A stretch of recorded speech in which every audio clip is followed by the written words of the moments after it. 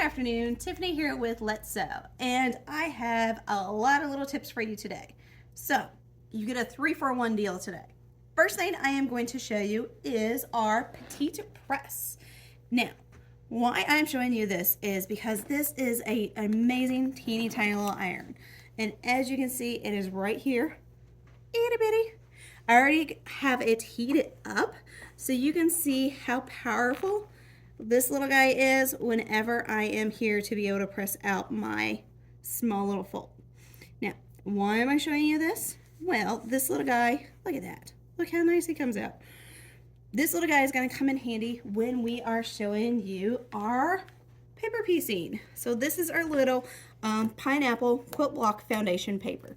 If you have never looked at these before, it may be a little much, a little overwhelming, but trust me, life is easy. A lot of our customers are terrified to do paper piecing, but this here, if you're familiar with color by number, this is sew by number.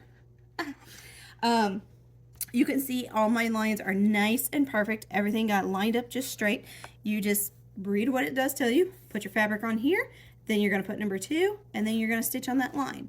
Now, I do have our cute little guy right here, and he still has the paper on them, so you can see exactly what was done with our little paper and with our little guy. And you can be able to, again, like I said, this works really well to be able to press, and you can press it right on the paper. It is okay. Give that a nice little pressing just to help give it that nice smooth feel.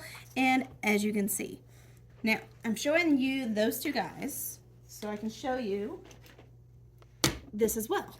Again, comes in handy. This is a cut and press one. Hope you don't have a glare on it. You can do all your cutting on this side for exactly what you have here. Your small little pieces, your small little squares, and the other side is a nice little ironing surface. So you can be able to flip and flop and just work on your small little space right here. You have your machine next to you, turn around, work on your machine, and there you go. So definitely a nice little combination of everything. And I know I love to show this one because you can see the complexity of it, yet again, it's still simple. Now, I always like to jump ahead here. I could just open up the first page, and this will show me. Don't get too excited, Tiff. Don't open up the whole thing. But what you're looking at is just that. 1, 2, 3. You just do that 4 times, and then you put your 2 together, as you can see, and then 2 more together, and voila. So these are definitely really something that is neat, easy, and trust me, once you get started, you will be addicted. Very easy to follow, and it helps take the process out of sewing. I know I always like to say that about a lot of different things. Anything that can make your job just a little bit easier and a little less stress, it works out great. Plus, these are perfect for all your scraps. As you can see, you've got some of the same fabrics through here. Some are a little bit different, but you know what? That's what makes it super fun. You can use so many different scraps up, making these neat. Now, the one thing you always have to double check, and it's one of those things I forget as well too, is like, for instance, this one says 2.5 inch square in a square.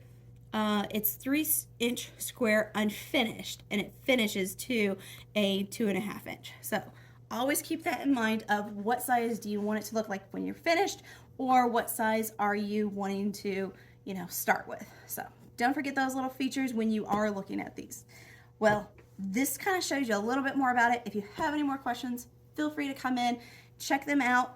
I've got another little project that I'll show you at a later time that goes into more depth on this as well too. So there's lots and lots of more things. Till next time, I will see you all later.